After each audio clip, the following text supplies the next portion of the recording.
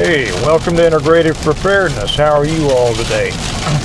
We're headed up to Iowa, way up in Iowa for a family reunion of Kelly's side of the family, and we're coming into what the radar just told me is a pretty good sized storm, and it's the perfect, I hope you all can hear me, I've got the mic up here, but it's the perfect opportunity for me to do the video comparing pickup trucks and SUVs for SHTF vehicles. Somebody asked me, I'd mentioned it before, and somebody asked me about it again and said they were looking forward to me doing a video on it, so this is going to be it. By the way, you can tell I'm not driving. Kelly's driving right now, and I'm taking it easy. So I have no stress. Even though I don't have my books, for anybody joining us new, it's good to have you. Welcome to the channel. We talk about preparedness in a positive way here. We don't try to scare the hoo-ha out of you all the time, but we approach preparedness in a responsible and methodical and a way that that helps people prepare in such a way that it improves their life today while preparing to withstand and overcome challenges in the future. So if you're new to us, I wrote the Stone Month series, and the books are available. I'll put the links down below, as I always do. You can get them through Amazon or through our website, stonemont.us, or join us over on the Patreon channel. I put that link down below too, where you get a whole lot more content, not just from me, but from so many of our excellent, very intelligent and very experienced patrons over there, our members over there. You'll be glad you did. Okay, the question about pickups and SUVs and which is better for an SHTF. I'm trying to think back. Now pickups are, you know, the ubiquitous American vehicle now, right? I think the Ford F-150 was the top-selling vehicle for how many years in a row? Might still be, I don't know. But it just seems like everybody in the world had a pickup, or has a pickup now. When I was a kid, I never knew anybody with a pickup except for my family who had farms. You know, back in the 50s and the 60s and the 70s for the most part, you did not see pickup trucks in cities or in suburbs at all. You saw pickups on farms and ranches and construction sites. Those people who used them, you know, for the purpose for which they were designed, and that is to haul stuff.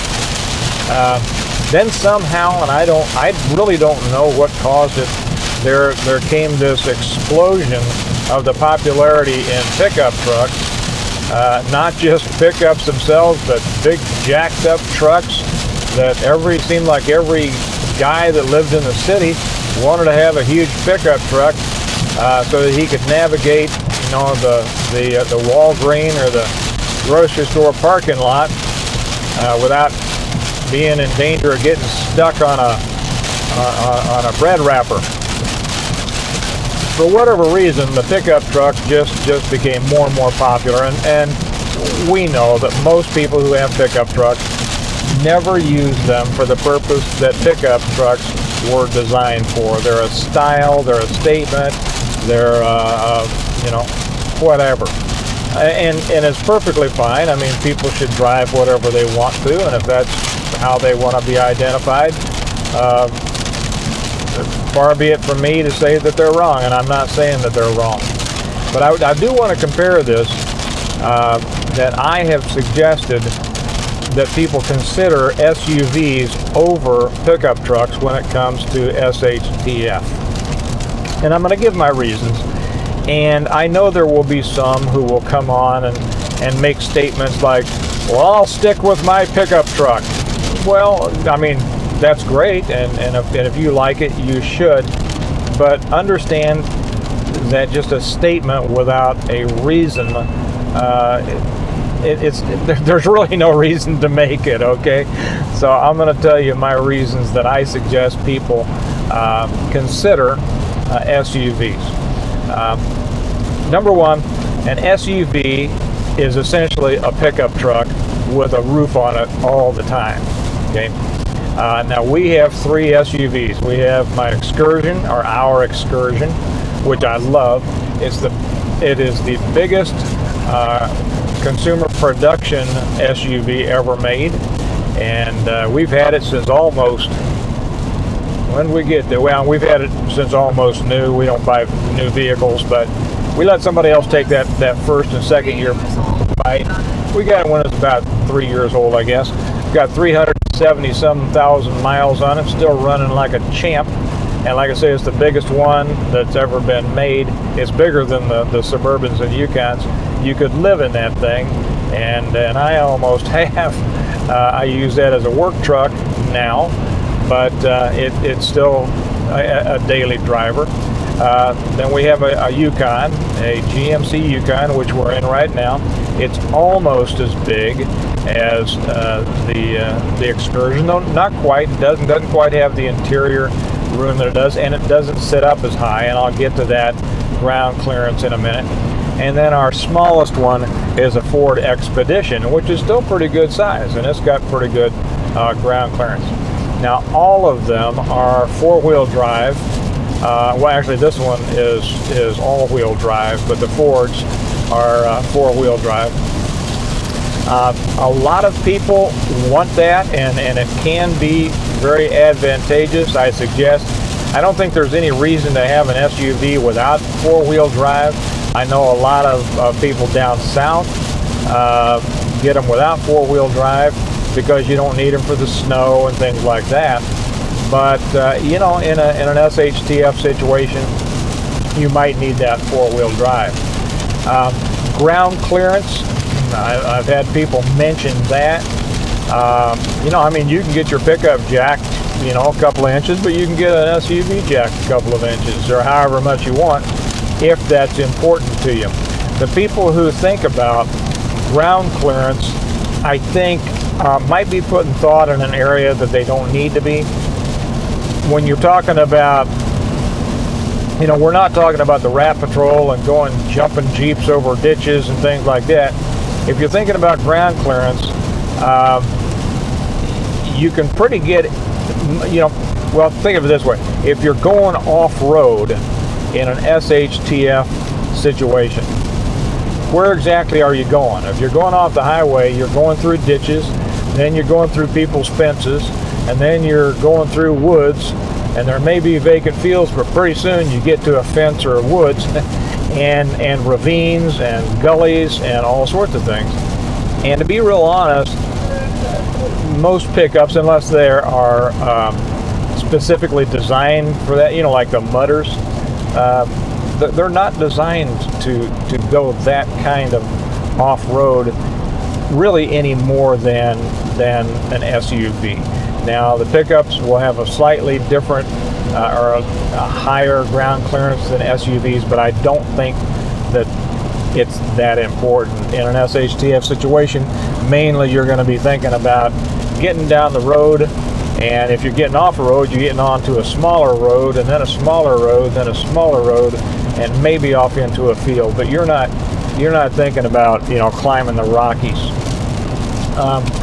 One of the main things that I prefer about SUVs is that, for instance, right now, in a pickup truck, you're hauling all of your stuff in your bed. Now I know that there's, you know, the 4-door cabs, and there's some nice pickup trucks. I got a good buddy has just got a beautiful Sierra, and yeah, I think that's great. And he's got storage back there, but most of the storage is back in the bed. Now you've got a cover on it, I understand, but still, if you need to get something back there, you've got to stop, you got to get out. Like when you're on the road right now,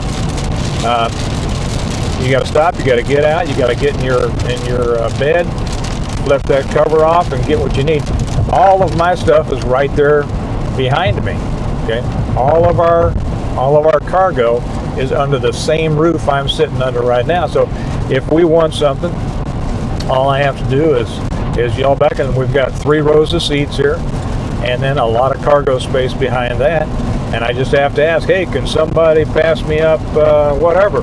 For instance, I just asked for some chocolate chip cookies, and they came right up to me. Didn't have to get out in the rain for them. I know I'm being funny. Yeah, I'm sure you keep your chocolate chip cookies right up there with you. But everything's under the same roof.